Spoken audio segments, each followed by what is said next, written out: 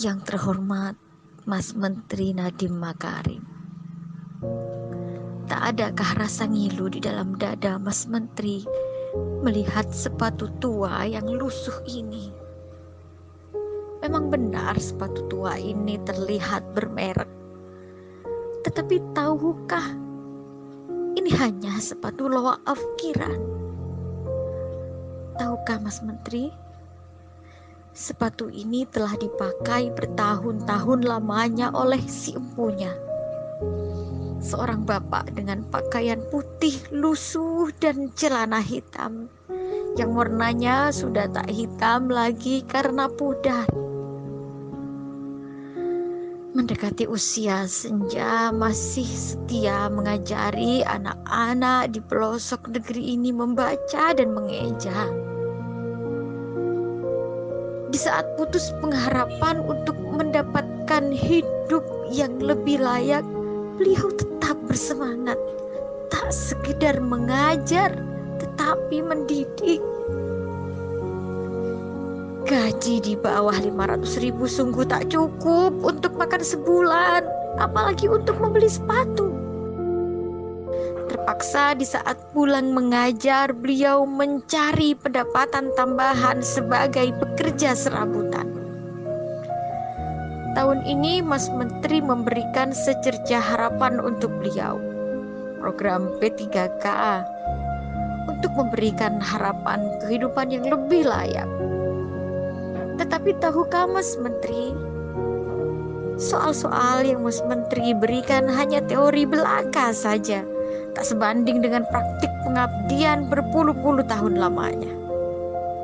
Soal-soal yang membuat beliau terseok-seok ketika memegang mouse dan membuat kepalanya pening. Akhirnya passing grade pun tak diraih. Pecahlah tangis beliau di dalam hati. Terlihat jelas ketika nilai-nilai itu terpampang di layar monitor. Beliau terdiam 1000 bahasa.